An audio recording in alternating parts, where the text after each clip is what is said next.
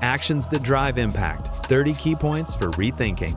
Hello everyone. Our topic today is an in-depth discussion of an incredibly impactful ability, rethinking. These insights come from Adam Grant's best-selling book, Think Again, The Power of Knowing What You Don't Know.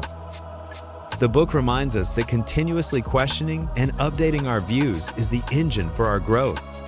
If you're interested in practicing the skill, here are my 30 best practices for you. Part 1, Individual Rethinking. Let's start with ourselves, cultivating a scientific mindset.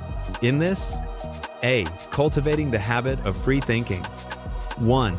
Think like a scientist. When you form an opinion, treat it as a hypothesis and test it with data. This way, you'll maintain agile flexibility. 2. Define yourself by your values, not your views. Don't treat fixed beliefs as part of your self-concept. Cultivate yourself as someone who is curious and mentally flexible. 3. Seek information that challenges your perspective. Actively burst the filter bubble and echo chamber. Pay attention to people who make you think, even if you usually disagree with them. B. Calibrating your confidence. 4. Beware the Mount Stupid. Don't confuse confidence with competence. The better you feel, the higher the chance of stalling your progress. Reflect on how clearly you can explain a subject. 5. Harness the benefits of doubt. Treat doubting your ability as an opportunity for growth. Knowing what you don't know is often the first step to developing expertise. 6. Embrace the joy of being wrong. When you discover you're wrong, treat it as a signal that you've discovered something new. Focus on improving yourself, not proving yourself. C. Inviting others to question your thinking. 7. Learn from everyone you meet.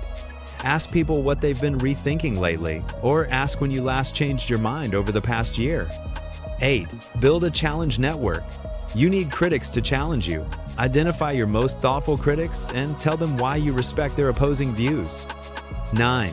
Don't avoid constructive conflict. While interpersonal conflict is bad, task conflict can help you rethink. Frame the argument as a debate, not a personal attack. Part 2. Interpersonal rethinking. The ability to rethink is even more crucial when interacting with others. A. Asking better questions. 10. Practice the art of persuading others. Listening often accomplishes more than talking. Increase your ratio of questions and queries. 11. Question the opposite, not the person. When people explain the causes of their extreme views, they often realize their limitations, and their perspective begins to moderate. 12. Ask, what evidence would change your mind? This is the most effective way to make the other person open their mind and allow you to persuade them according to their terms. 13. Ask how a certain view was first formed. Many views are arbitrary. By understanding this, you can express your frustration and make progress. B. Treating disagreement as a dance, not a battle. 14. Understand the common ground. Debating is like a dance. Acknowledging the points of convergence shows your willingness to negotiate what is true, encouraging the other party to consider your viewpoint. 15. Don't forget that less is more. Lead with your strongest point. Too many reasons can make people defensive and reject your entire narrative. 16. Reinforce freedom of choice. Remind the other person that everything depends on what they choose to believe, to respect their autonomy. 17. Have a conversation about the conversation. If emotions become heated, try to reorient the conversation toward the process of the interaction. Part 3. Collective rethinking. Finally, we integrate rethinking into our group and organizational cultures. A. Having more nuanced conversations. 18. Complicate controversial topics. Don't treat issues as two sides of a coin. See the gray areas to make our thinking more open. 19. Don't shy away from caveats and possibilities. Acknowledging a competitor's claims is an effective way to attract the opponent's view and encourage them to remain curious. 20. Expand your emotional range. In a successful conversation, mix in a little curiosity or admit to being conflicted.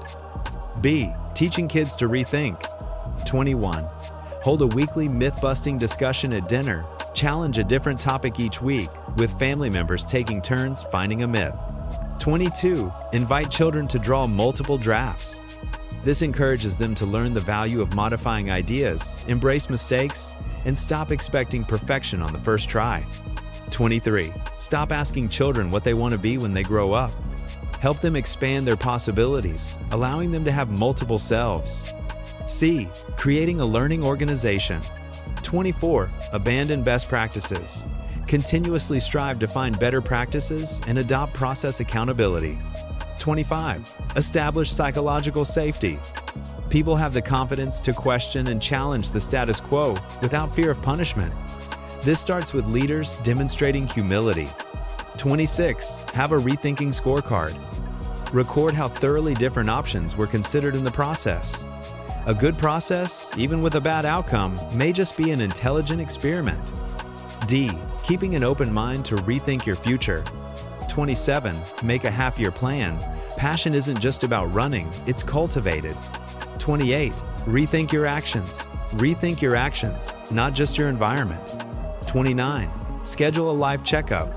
Like a physical checkup, schedule 1 or 2 life checkups per year to evaluate the progress of your beliefs and goals. 30. I schedule time each week for rethinking and reflection. Spend 1 hour every day thinking and learning. Conclusion. These 30 points provide us with a blueprint for maintaining agile flexibility in this rapidly changing world. Adam Grant reminds us, if you only take one thing away from this book, I hope it is humility. True wisdom is not knowing everything, but knowing what we don't know. Let's start